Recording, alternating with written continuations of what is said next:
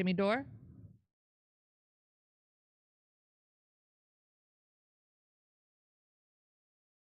All right.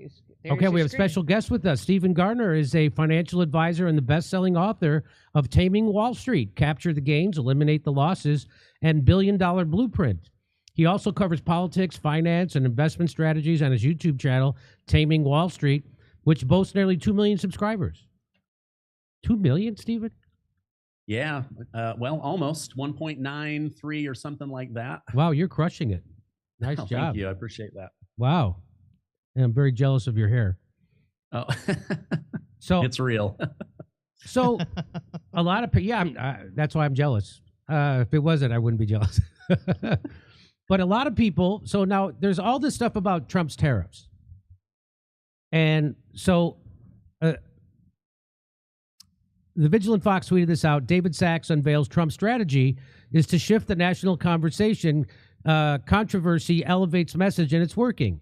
So this is on the All In podcast. He was with Andrew Ross Sorkin. And they questioned whether Trump could achieve his tariff goals if he used a softer touch.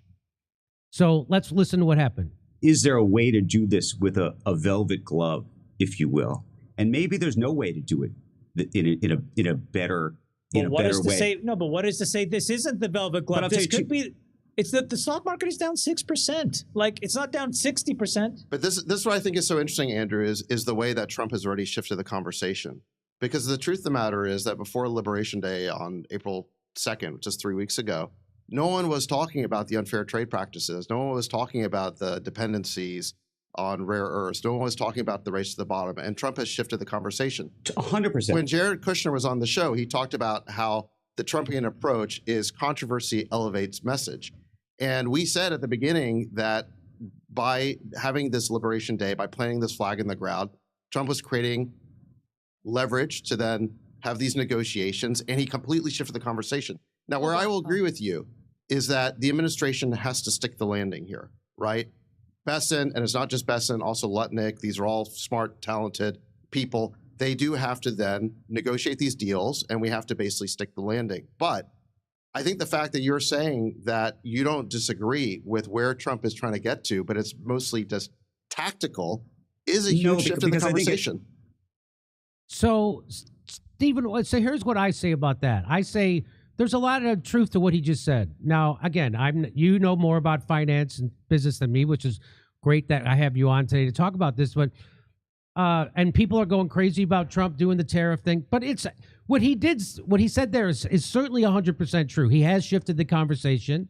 And the big problem for me is that all the people who are criticizing Trump's tariff, they call it, crazy and chaos, and it's going to tank and they're not proposing. First of all, they never, ever even talked about the drain of jobs that have been exported from our country on purpose. They took great jobs, turned them into crappy jobs, and shipped them over to China, as Jack Ma has revealed, that was our plan. That wasn't China's plan. China didn't come and steal our jobs. We gave it to them. And the people who are criticizing Trump up and down over this, his tariff ideas, don't have an alternative plan. It's not like, hey, we should do our plan to bring back manufacturing jobs. We should do our plan to rebuild the middle class. They just go, that's just crazy. We shouldn't do it. So, well, at the very least, what he just said, Sachs just said there is true, that he has shifted the conversation, right, to talk about this stuff. What do you say?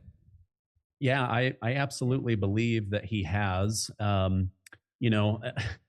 People have to remember, like was said earlier, the stock market is only down 6%.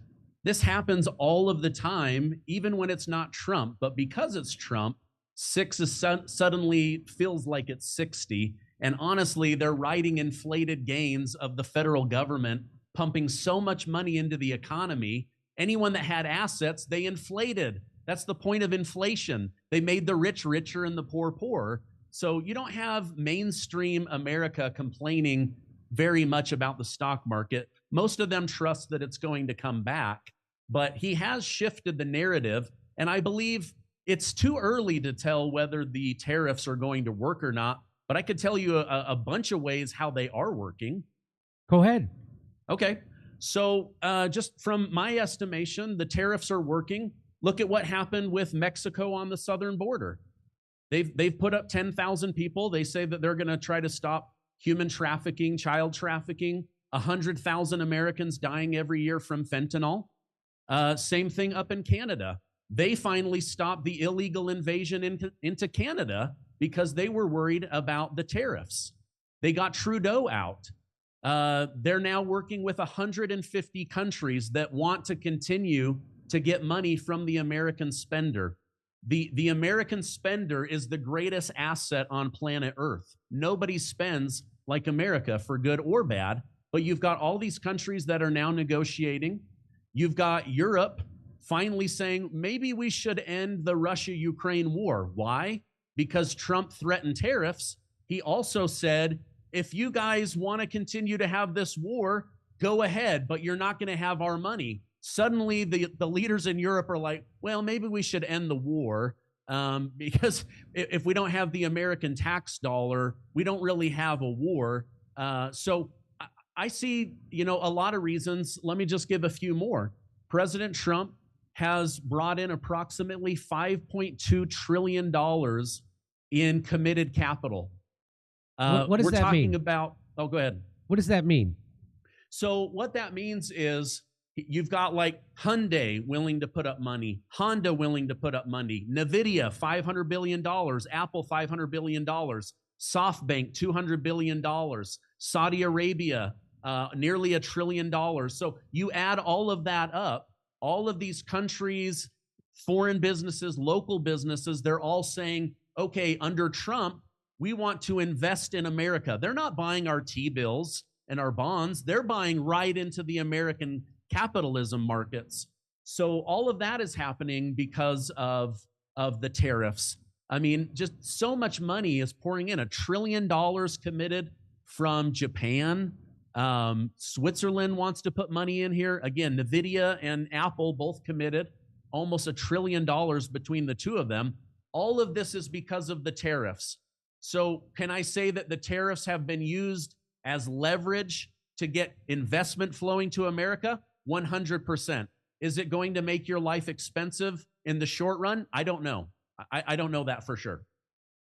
And I'll just reiterate my point is, okay, if you don't like Trump's plan, what's yours? Nobody has one.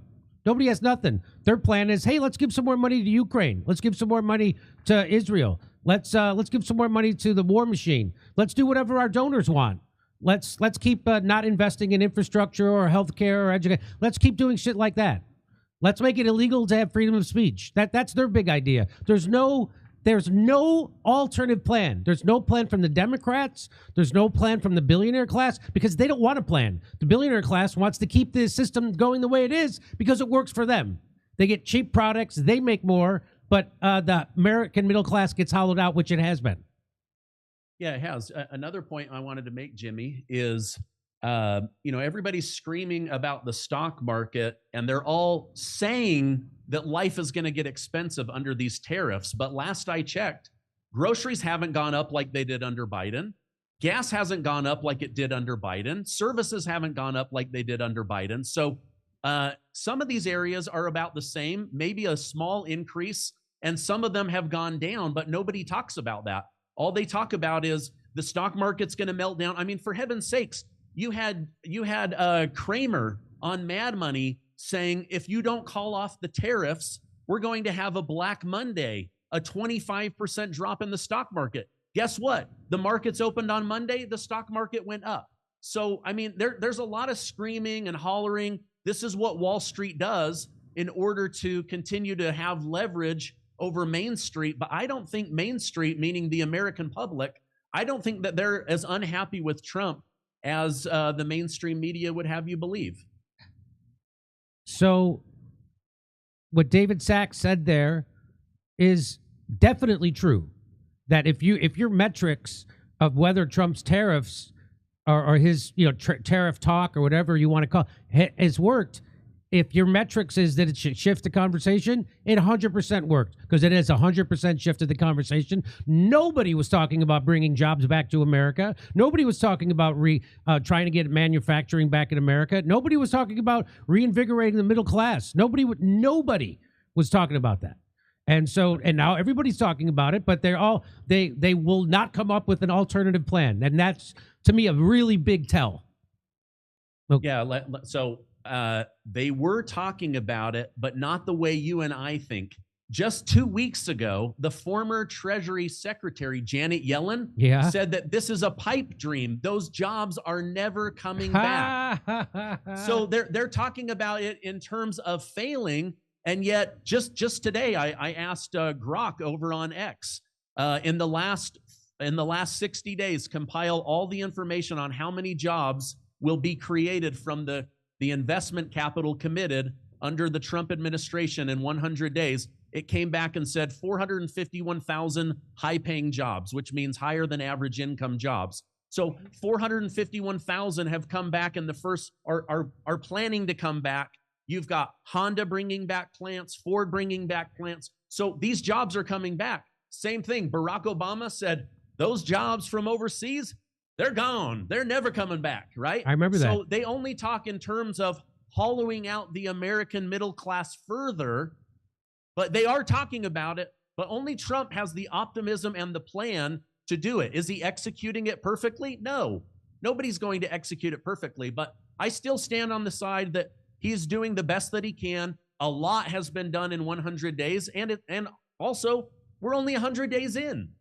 How much more is going to happen in the next 265 days? Okay, fantastic. I appreciate your perspective, Stephen, because I know, I'm in comedy clubs 3, 4, 5 times a week, and just last night I had a good friend of mine he used to open for me, turned to me and he goes, "Is it time to panic?"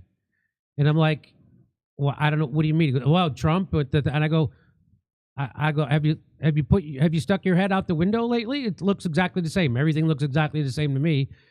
And prices of eggs have come way down. I know that. That's the thing everybody was screaming about. And again, it's just like with Russiagate. It's just like with COVID. Just like the Ukraine war, it's just an overwhelming onslaught of propaganda, and people see it everywhere. So it must be true. They see it everywhere. Well, you don't understand that the mainstream media is there not to inform you, not to give you news. They're there to manufacture consent for whatever the billionaire class wants at the moment. It's called manufacturing consent. And we knew about this 30 years ago when Chomsky and Herman wrote that book, Manufacturing Consent. The media is there, not there to inform you, dummy. That's why they've lied to you about everything. They lied to you about the DNC server being hacked by Russia. They lied about Trump being in the pocket of Russia and Putin. They lied about the Ukraine war. They lied about Syria gas attacks. They lied about COVID. There wasn't a thing they didn't lie about in COVID. They lied about Hunter Biden's laptop. They lied about Joe Biden not being demented for 4 years straight, right in your fucking face. And the same people are telling you all this shit, and they keep going back to this. They at no point do they go, "Oh my God, maybe I'm living in a toxic stew of propaganda." Yes, maybe you are. Yeah. Okay. You should have said to your friend, "Hey, did you have enough money to drive here, get a drink, and purchase the comedy ticket? You seem like you're doing okay, buddy." Okay. All right. Let me set up our next story. Over to Steph. All right. Thank you, Jimmy. Okay, ladies and gentlemen, here we go. All right, let's go. Savage, thank you so much, Savage. Jimmy may have a case of long CCP COVID-19 forever. Savage, depressing. Love the show. And let's see, this is C Punk. Thank you, CP Punk. Keep fighting for us, JD. What you do matters. Don't forget, have on Daniel List. Kerp will approve. CB Punk. Thank you, CB. Doctor, 2 weeks out, there was speculation she was already dead. When was the last definitive proof of life is what I'm asking for. Dobther. Michael Mallow said it's quite well. Pizzagate aged far better than Russiagate. Yeah. All right. Ladies and gentlemen, we have some live shows coming up. Check our tour on jimmydore.com. We're coming to Bakersfield this weekend, San Jose on Sunday. We're going to be in Buffalo, Toledo, Montreal, Toronto, Ottawa, Glasgow, Manchester, Belfast, Dublin, Liverpool, Birmingham, London, Northampton, and back to the U.S. So if you're looking to go to any of those shows, just go jimmydore.com. Check out the link and use our link. You want to go directly through our links because they go directly to the show venue links. All right, back to Jimmy. So I'm here with Stephen Gardner, and Trump sat down. It's a tradition that the president sits down after his first 100 days for a print interview with Time Magazine. They don't record it, video. It's just so ridiculous. We live in an age of video, and it's just nuts. But they don't. So they want you to read it. So we did. So there's a couple of things I want to talk about. So I have proof that Trump's advisors are lying to him, right? And so a president has to rely on his advisors. I mean, I think I'm busy. I can't imagine how busy a president would be. So this is one of the questions they asked him in their interview. They said, this, by the way, and here we see Trump has switched to a blue tie just to piss off the Pope. Anyway, another crazy story. But the Supreme Court ruled 9-0. This is what Time Magazine said to Trump. The Supreme Court ruled 9-0 that you have to bring back Kilmar Abrego Garcia from El Salvador. You haven't done so. Aren't you disobeying the Supreme Court? Well, that's not what my people told me. They didn't say it was. They said it was that it was 9-0 with something entirely different, meaning what he was told, and I'm going to show you right now, his top advisor, Stephen Miller, said that the 9-0 decision by the Supreme Court, a conservative Republican Supreme Court, 9-0, said that you have to give people due process. That's what they said. So you can get rid of Abrego Garcia, but you have to give him a due process, meaning a court date, which, by the way, it doesn't mean a week. Most immigration court hearings last about 5 minutes.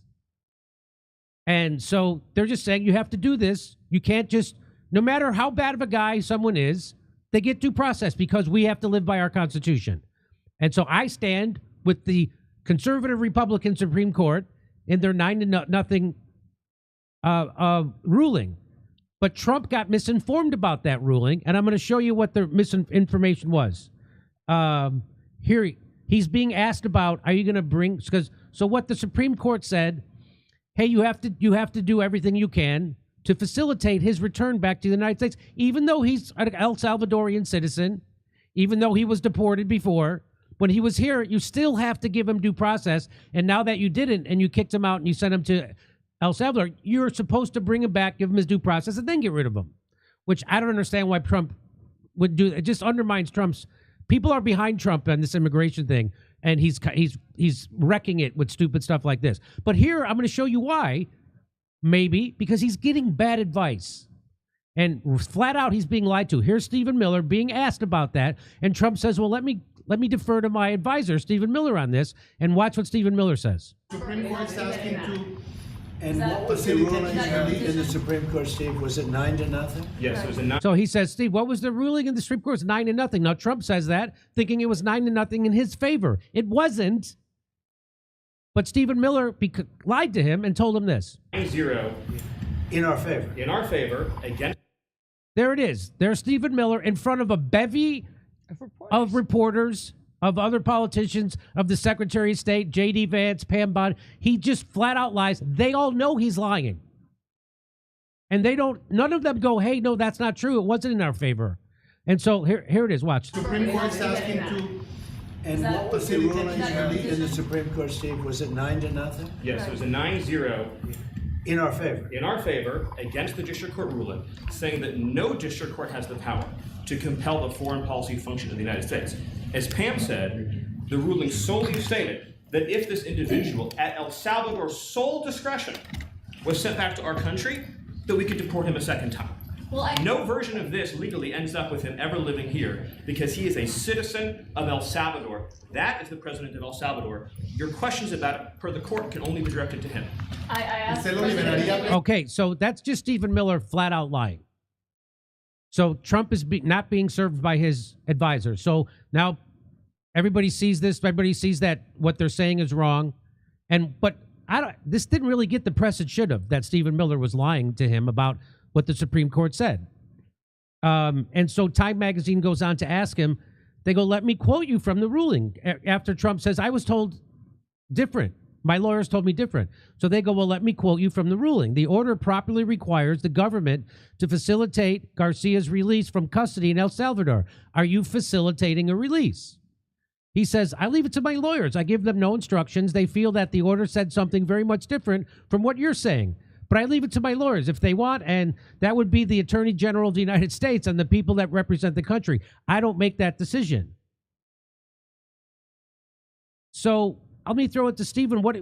So it's clear by that videotape and by the reading from Time Magazine, the court decision, that Trump is being lied to. So I think you have to give Trump the benefit of the doubt on this one. What do you say? So I asked lawyer Alan Dershowitz when he came on my show about this, and he said that the focus of the 9-0 was on whether the district court had authority. I said, but didn't it kind of say that he needed to bring this guy back?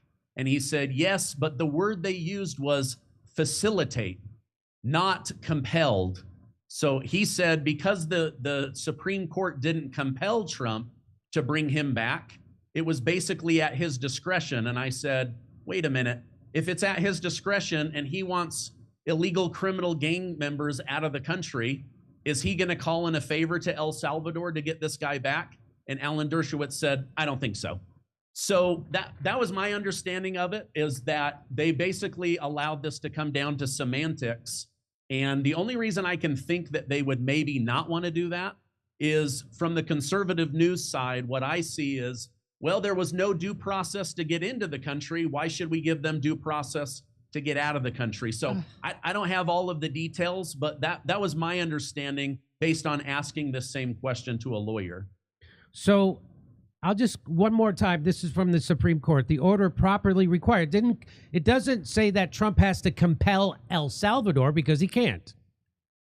But he has to at least ask, because what this says is the order properly requires the government to facilitate his release from custody. So that means that, my reading is that that at the very least he needs to request El Salvador, and then if El Salvador is willing to release him, then they have to take him back to the United States, give him his 5-minute court hearing, and then kick him out of the country. That's what the Supreme Court said. And so that's where I'm at with it. And Trump, he went on to say this. Said, do you believe he deserves his day in court? And Trump really kind of beat around the bush. He said, I believe that they made him look like a saint. And then we found out about him. He wasn't a saint. He was MS-13. He was a wife beater. And he had a lot of things that were very bad, very bad. When I first heard of the situation, I was not happy, and I found out that he was a person, wasn't. So if he's an MS-13 member, it takes 5 minutes to prove it in court, and then that's it. They'll probably kick him out. So again, you can't fix a problem by denying due process. We have to be better than the criminals. We have to abide by the Constitution. And in fact, he had a tattoo right on his. So that was also bullshit. So that was not true. He did not have MS-13 tattooed on his knuckles. He had symbols tattooed on his knuckles that they said represented MS-13. Now, I don't know if you've seen a lot of the MS-13 gangs. They put MS-13 right on. They're not shy about it. They're not putting symbols. So this is also bad information he's being given. So I believe he's a man who's got quite a past. There's no longer blah, blah, blah, blah. Nobody and I think this is a very bad, I think it's another men's, women's sport thing for the Democrats. Well, it's not. It's not. So again, he's being told, again, he's being given bad information, and you can't fix a problem by denying due process. And we have to show that we're better. And I'm sure in 5 minutes, the judge would have said, get him out of here, and he's gone. I'm sure that would have happened. And so the fact that they wouldn't take that step just undermines their own case. And now people are squabbling over this, which they shouldn't be. Because the spirit is correct, that the guy's here illegally. But you can't then undermine the rule of law by enforcing the spirit, right? And it would have worked. Oh, anyway, so any last words on this? No, I agree with your interpretation. When I hear the word, you must facilitate something, to me, that means like make it happen, go through the motions. That's why I asked a lawyer, because I'm not a lawyer. I'm just a guy on YouTube. But he made it sound like listen, unless they compel him, it's not going to happen. But I agree with you. You fly the guy back. He's given 5 minutes, although don't send him to Wisconsin with Judge Dugan. Right. And don't send him to New Mexico with that other Judge Cano. But bring him in. Hey, we're kicking you out. Okay, goodbye. I think the major issue here is there's so many people they want to get out of the country that they feel like this slows them down. But I hear what you're saying. If you're no better than the criminals, then are we really a country of law? Right. You can't commit a crime while you're trying to convict criminals or deal with criminals. You have to be above it. So, and especially when you're doing something as controversial as this, you should make sure you're above reproach. That would be my advice to Donald Trump, unlike Stephen Miller. But okay, so that was one part of the Time magazine interview. I'm going to set up the next part. Over to Steph. Okay, thank you, Jimmy. Savage, she took all the credibility, this is about Virginia Giuffre, out of the Windsors. Thank you, Savage.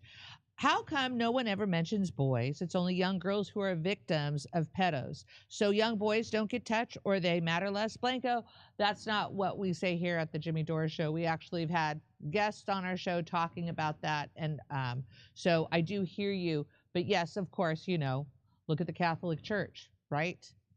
Okay, Tyler, your title. Tyler, you like our title. Okay, thank you so much, Tyler. Adios. Okay. Here we go. Gong. Please put Kurt on a blue screen and just make his head pop in when he comments. Ty, thank you, Ty. Analyst, I told directors within the Massachusetts Department of Social Services as far back as 1999 that foster parents I had were into child trafficking. What a nightmare, analyst. Apocalypse Wow, James Alefantis was in relationship with David Brock of Media Matters. Google it. All right, moving on. Colorado Watch, Lutnick is claiming tariffs aren't inflationary. You can be both a billionaire and a liar, economic incompetent. Oh, Colorado coming in hard. Back to Jim Jam. Okay, I'm here with the very popular Stephen Gardner from his own YouTube show, and we're talking about the Time Magazine's interview with Trump. And here's one more thing I wanted to mention about it. They asked him, should Crimea go to the Russians? Should they get to keep Crimea? Well, here's what Trump says. Well, Crimea went to the Russians. It's already there. They went in 2014, by the way. So in case you don't know, Crimea was part of Russia hundreds of years. They gave it to Ukraine. It's a longer story, but then they took it back. 90% of the people in Crimea want to be part of Russia. They're ethnic Russians. They're Russian speakers. And Russia is not going to give up Crimea because they've got military bases there. They've got submarine bases. They've got all kinds. It's not happening. And by the way, Ukraine and the United States lost the war. We're the losers in the war. So the winners get to set the terms. Okay. Well, Crimea went back to the Russians. It was handed to them by Barack Hussein Obama and not by me. With that being said, will they be able to get it back? They've had their Russians, they've had their submarines there for long before any period that we're talking about, for many years. The people speak largely Russian in Crimea, but this was given by Obama. This wasn't given by Trump. Would it have been taken from me like it was taken from Obama? No, it would have never happened. Crimea, if I were president, it would not have been taken. No, he would have sold it to him. Time says, would it be acceptable to you in a deal if Crimea and the 4 other regions that Russia has taken from Ukraine would be folded into Russia under a final accommodation?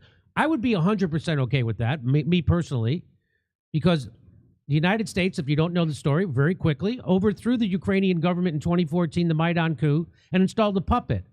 So the ethnic Russian speakers in the eastern part of Ukraine, Crimea, they didn't want to go along with the coup government that was installed by the United States. And so what did the puppet government of the United States start doing in Ukraine? They started bombing the people in the Donbass in the eastern part, and they slaughtered at least 16,000 of them over the next 6 years or 8 years. And so that's the whole. So no, I would be okay. When Putin invaded Ukraine, he didn't invade to start a war. He invaded to stop a war. The war against the people in the Donbass that were being slaughtered by Ukraine and the Azov Battalion, which is a Nazi battalion. So Trump's response is, if Crimea will stay with Russia, we have to only talk about Crimea because that's the one that always gets mentioned. Crimea will stay with Russia, and Zelensky understands that. And everybody understands that it's been with them for a long time. It's been with them long before Trump came along. And again, this is Obama's war. This is a war that should never have happened. I call it a war that should have never happened. So Zelensky was so angry with Trump over that statement that he almost took a shit. That's a cocaine joke. That's a cocaine joke. Okay. Anyway. And by the way, it's good news for Zelensky. You're not paranoid. The entire world now is out to get you because you're such a piece of it. But let me throw it back to Stephen. Stephen, what do you say about this? Yeah. So those regions, didn't they vote early in the war on whether to be Ukraine and Russia? And they voted Russia. So what'd the mainstream media say? They were compelled. Yeah. Their lives were threatened. Yeah. I didn't see any guns at the ballot box, but here's a really simple term. Okay, we were being bombed. The bombs weren't coming from Russia. The bombs were coming from Ukraine. Who are we to assume was bombing us? Our own government was bombing us, right? So I think that Trump is right on this. Like, why are we talking about Crimea? That is lost land. We should be talking about the area that Russia has taken, whether that becomes a neutral buffer zone, whether that becomes Ukrainian, whether it becomes Russian. That is the real thing. But the fact that they don't want to end this war is really mysterious to me. I mean, they had the opportunity to end it, in the spring of 2022? Biden sent over that goofy guy from the United Kingdom, Boris Johnson. Boris Johnson, yeah. Yeah, they threatened Zelensky, you end this war and we'll take you out. Well, he keeps it going because he thinks that they're going to keep sending him unlimited amounts of money and weapons. And meanwhile, we've weakened America to strengthen Ukraine. And I think the people are just done with it. They want this war to be over. I don't know why the United Kingdom wants to keep this war going. It's very bizarre to me. But yes, this all happened under Obama. You cannot put this on Trump. You also can't expect Trump, as good at negotiating as he is, to get back an area where 9 out of 10 people speak Russian. Like, the 1 out of 10 that live in the area that speak Ukrainian, you know what we do in America? We call that Little Ukraine, and it becomes a restaurant, an area with Ukrainian restaurants and Ukrainian churches and Ukrainian areas to visit. Little Italy, right? Like that's what should happen with Crimea. But if they keep going, they're going to lose Crimea and Odessa, and then they're going to have no access to the Black Sea. Well said. Thank you very much. Okay, let me set up the next segment. Over to Steph. Okay, thank you. Octagon 237, tariffs are a plan from the billionaire class.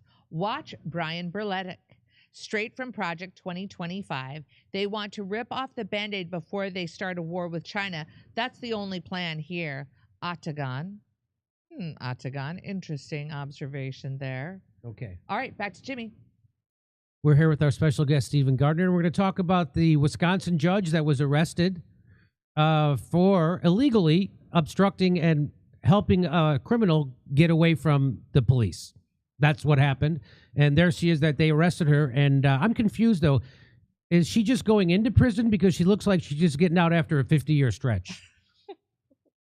I don't know. Did CNN take that video? But so here, the Democrats are distorting what happened. And you see it all over the place. Again, this is the wrong fight. They're fighting the wrong fight. If you want to fight Trump on immigration, you fight him on due process. You don't fight him over a judge clearly breaking the law for a criminal, a person who was a wife beater. and an illegal, already deported from the country once. But here is Robert Reich, who's a partisan of the highest order. He's a vote blue no matter who, die-in-the-wool Democrat, and can never tell the truth about Trump if it goes against his partisan leanings. And so here's what he's saying about this case. So in case if you don't know about the case, I'm going to explain it in a second, but here's what he's saying. Look at Kash Patel. I mean, of all the people who you don't want to be put in the position of FBI director, that is one of them. So that, again, that's just another garbage right off the bat. Yeah, the last guy in the world. Oh, really? Because the last FBI directors were such choir boys? They're all criminals. They all pulled a hoax. They concocted, they framed the president as a traitor to our country with Russiagate. Completely made up. You mean those guys should have been the police? So again, it's just this is just garbage partisanship, and half the country, at least or more, is onto it. Okay. So that's his start. His jumping off point is complete bullshit. Okay, so here we go. Just yesterday about the fact that the FBI had arrested a judge. Dugan was her last name. Hannah Dugan. Mm-hmm. How can the FBI arrest a judge just because she broke the law? That's why. Judges get arrested all the time. It doesn't happen every day, but as Glenn Greenwald said, it doesn't happen once a century. It's normal. It's a normal thing. Judges, in fact, Joe Biden on his way out of office pardoned a judge that they had put in prison because he was putting teenagers in prison and he was being paid off by the private prison. He was illegally put. So this happens this is not new. So him saying, he arrested a judge? Oh my, me, where's my fainting couch? As if this never happens. This happens all the time. So again, 2 lies. You have to start off your argument about the judge in Wisconsin with 2 complete lies. Pretending this never happens, and this is against the Constitution. And the first lie, he said, that Kash Patel's the word, you should never be allowed. Okay, so here we go. They're trying to make sure that immigrants have access, even if they have no papers, even if they are undocumented, they have access to a courthouse. That's what judges ideally are supposed to do. You arrest a judge, how can the FBI, how can the administration, the executive branch, arrest a judge, an Article 3 judge? Well, we're getting into very dangerous territory. Yeah, it wasn't dangerous when the entire FBI and the Clinton campaign and the media framed the president as being a traitor to our country with a conspiracy theory called Russiagate, that wasn't. But this is where it's dangerous, when a judge breaks the law and they arrest that judge. By the way, that's called the rule of law. That's how it's supposed to work. And just to get you caught up, if you don't know the ins and outs of the case, I'll give it to you. Milwaukee County Circuit Judge Hannah Dugan was arrested by the FBI April 25, 2025, and charged with 2 federal offenses: obstructing a proceeding and concealing an individual to prevent arrest. The charges stem from an incident on April 18, 2025, when the federal agents, including the ICE, the FBI, and the DEA, they arrived at the Milwaukee County Courthouse to arrest a guy named Eduardo Flores Ruiz, a Mexican national facing misdemeanor battery charges in Dugan's courtroom. According to the criminal complaint, Dugan became visibly angry upon learning of the agents' presence and their intent to arrest Flores Ruiz, who was in the U.S. illegally and had been previously deported. So the Biden administration deports this guy. He sneaks back into, and she's pissed off that they're coming to enforce the law. So you said she's visibly angry. I don't know. Maybe that's just her resting face. Who knows? Anyway, the complaint alleges that Dugan confronted the agents in a public hallway, demanded that they leave, and insisted they needed a judicial warrant. They had an administrative warrant. She directed the agents to speak with the chief judge. Then allegedly, this is what she did. She escorted the criminal, Flores Ruiz, and his attorney out of the courtroom through a jury door. So she's sneaking the guy out to a non-public area, bypassing the hallway where agents were waiting. Witnesses, including Dugan, the judge's own courtroom deputy, said that she said something like, "Wait, come with me." to Flores Ruiz as he attempted to exit through a public door. She's like, no, don't go out there. That's where the agents are. Come with me. I'm going to take you through a private secret place so you could sneak past the law enforcement agents who are here to arrest you for being here illegally, even after you were deported once already. Federal agents later apprehended Flores Ruiz outside the courthouse after a foot chase. FBI Director Kash Patel stated that Dugan intentionally misdirected agents, creating increased danger to the public. The Trump administration, including Attorney General Pam Bondi, framed the arrest as a signal that officials obstructing immigration enforcement would face prosecution. Dugan's actions were seen as interfering with federal efforts to detain an undocumented immigrant, escalating tensions between the administration and the local judiciary. Dugan was released on her own recognizance after a court appearance, and her attorney, Stephen Biskupic, stated she would defend herself vigorously and expects exoneration. If convicted, she faces up to 6 years in prison. So,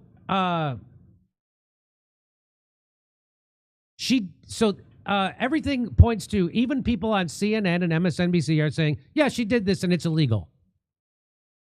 But people are misframing it all over the place. I'll show you one more misframing. Here's that paid shill for the Democratic Party, Brooklyn Dad Defiant, and I'm not making that up. It's legit. It's been confirmed he's a paid shill.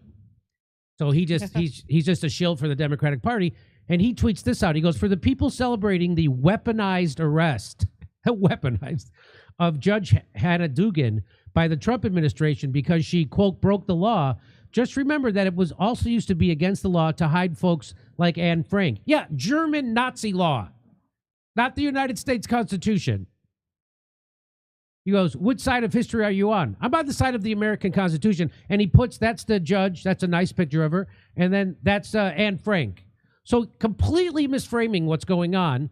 And Margot Cleveland, she nails it. She says, for idiots comparing Judge Dugan to those hiding Anne Frank, just remember Anne Frank was an innocent child who was hidden to protect her from Nazis who wanted to kill her because she was Jewish, while Dugan hid someone who had been previously deported from America, committed a felony by re-entering, and was charged with 3 counts of domestic abuse resulting in pain or injury. And she hid him to help him escape being sent to his own country, and in doing so delayed the criminal proceedings against him while his innocent victims waited in the courtroom.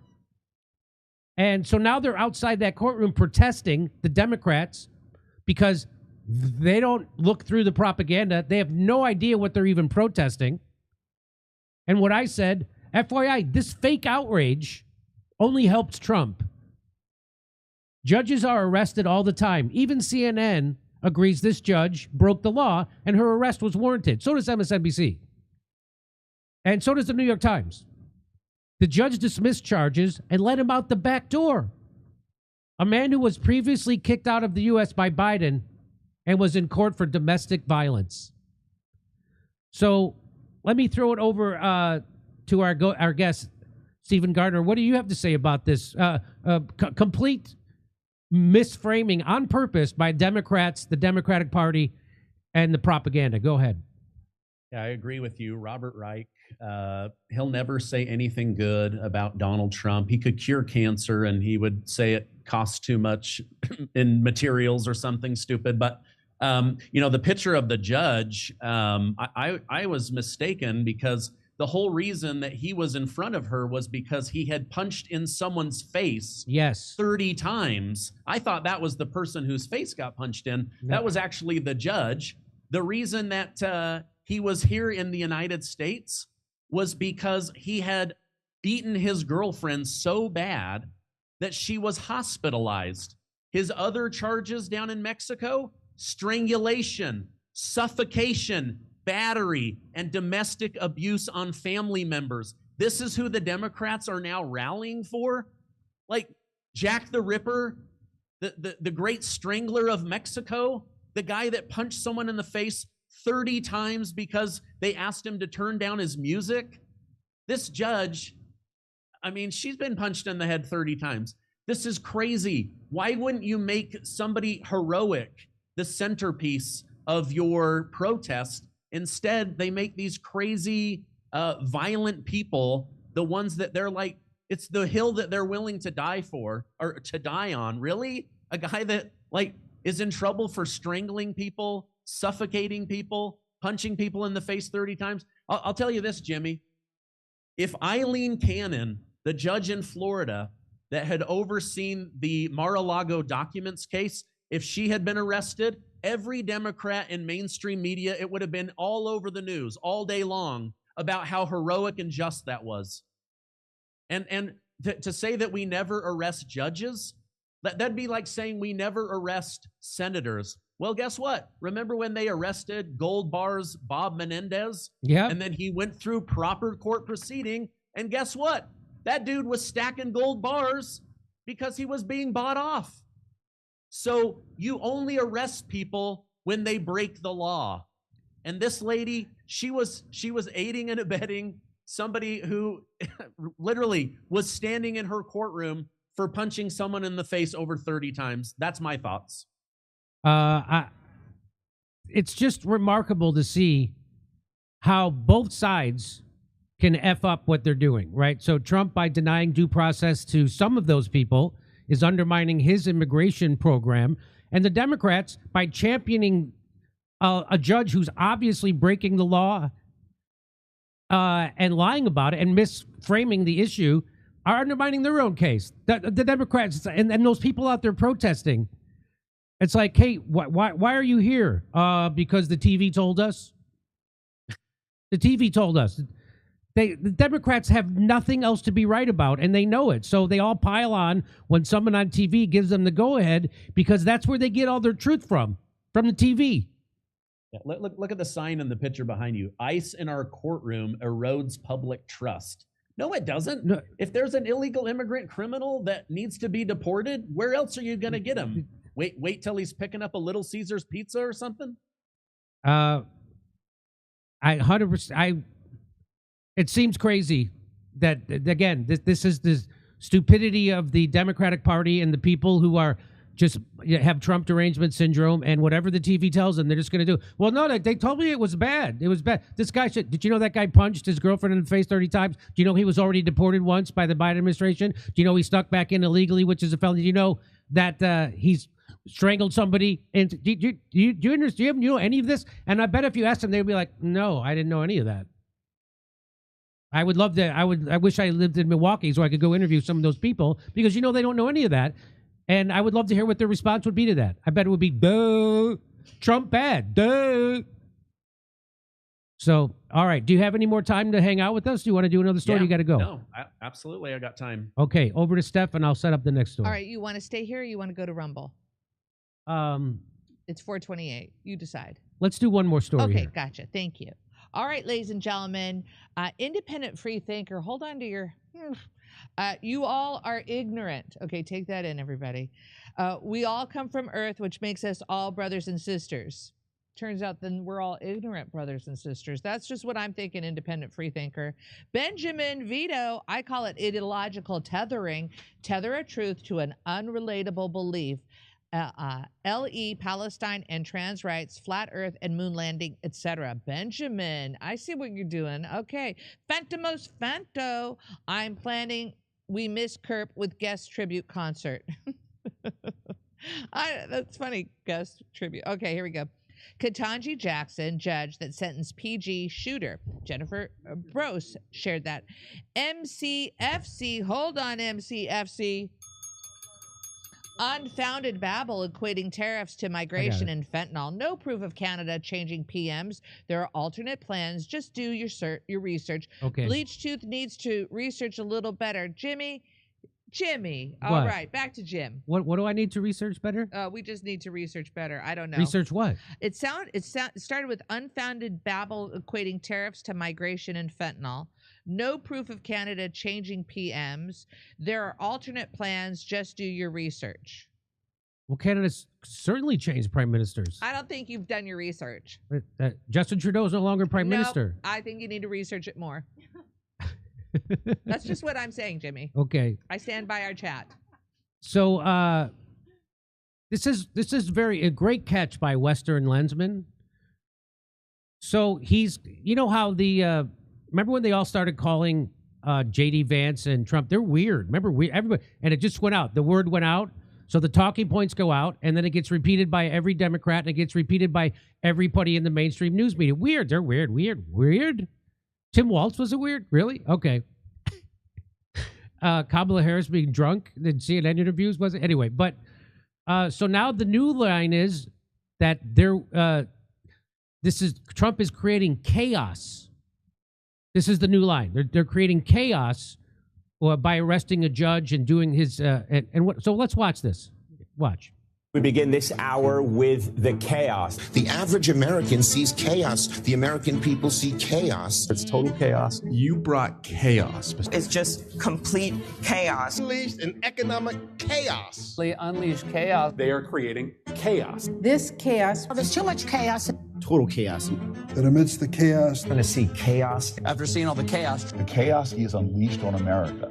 Continue to see the chaos. Economic chaos. A lot more chaos. Trump's chaos. This is chaos with such chaos. The chaos because of this chaos. Chaos. All of this chaos.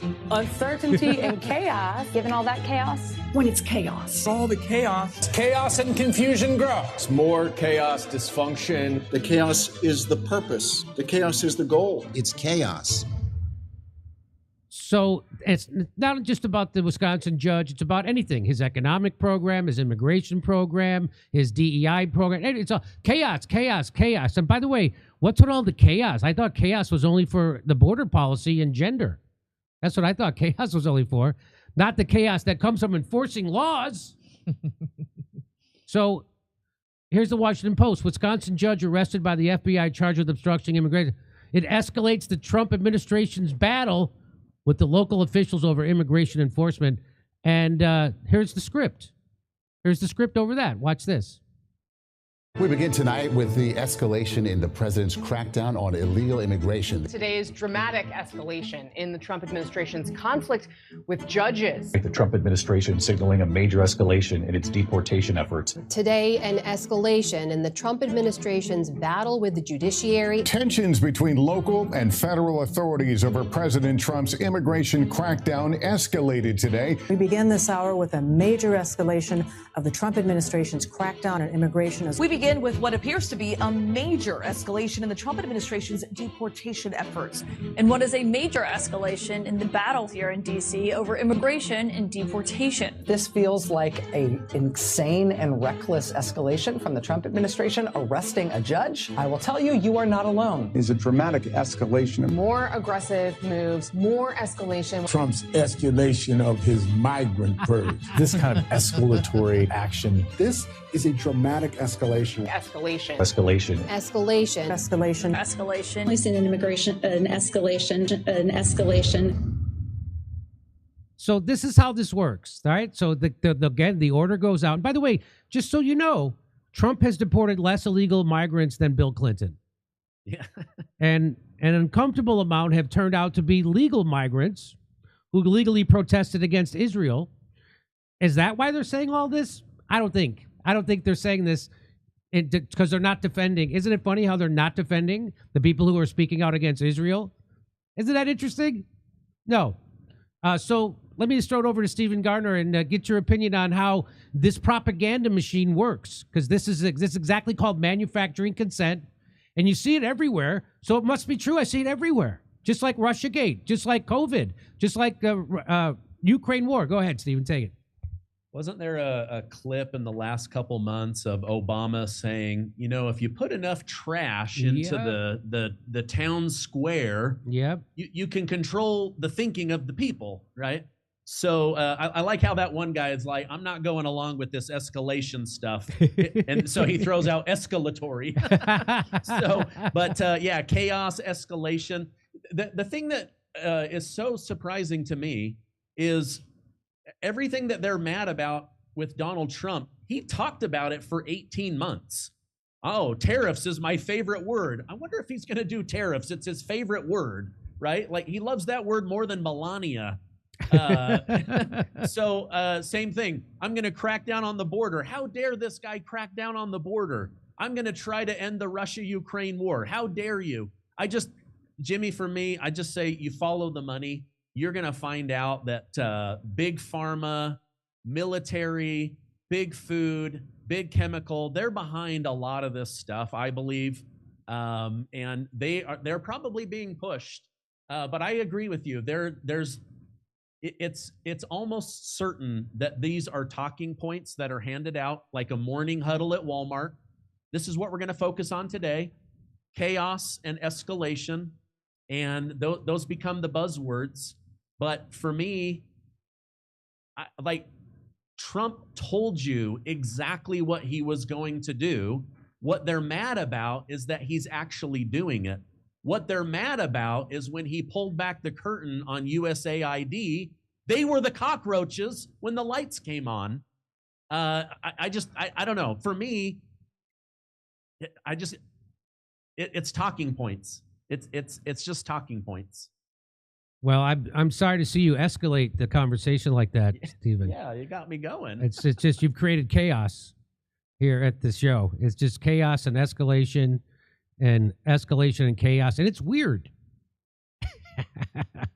Anyway, great job by Western Lensman. That was great catch. I don't know who's got that kind of time to track all that down, but fantastic. And again, you can oppose Donald Trump, but when they do it in such a transparently dishonest and coordinated way, it undermines their own case, and it just reinforces people who want to support Trump. And so it has the exact blowback, as the CIA would call it. So there's blowback to when you lie, and when you do obvious propaganda, when you distort things, and there it is. The blowback is that the people who support him even more. They're never going to believe. It's the boy who cried wolf, and then they're never going to believe you. And the Democrats can't help it. They've been crying wolf since 2016. Russiagate, the P tapes, the dossier, the FBI went to Mar-a-Lago and they found all these. Oh, you mean they staged it? Yeah, they staged it. Okay. So it's just, why do you got to lie? George Snuffleupagus says Donald Trump is convicted of rape in a court. He wasn't. And then ABC News had to pay him $15 million. So again, Trump is flawed. No doubt about it. Trump is flawed, like all politicians. He's almost as flawed as a stand-up comedian. So why do they have to make up shit? Well, because they agree with him on all the horrible stuff. That's the thing about the actual Democratic Party, is they agree with him on most of the horrible stuff. The stuff that we should all be against, they're for it. So they have to invent stuff. Anyway, Can I just say, yes, go right ahead. You provoked from me. One thing that I think Trump did really well this last election cycle is imagine a Venn diagram, right, where there's two circles that overlap. And he was like, okay, the people in the middle, I've got to pull them to my side. And all he did was go, okay, what are issues that anger 80% of the people and 20% I'll never win? Mm-hmm. Like telling parents how to raise their children, trying to trans children over just letting children grow up. It's hard enough being a kid, right? Ending the war, illegal immigration, out of control inflation, rising gas prices. So all he did was take the things that agitated 80% of the country, and he was able to pull enough people to his side to win an election. What did the Democrats do? I know. We'll double down on the thing that the 20% are agitated about, and they go further and further to the left. I mean, even Bill Maher is seeing this. You've got so many Democrats that are saying, if they just continue to lean left, they're going to have such a low approval rating. They're not going to win any further elections.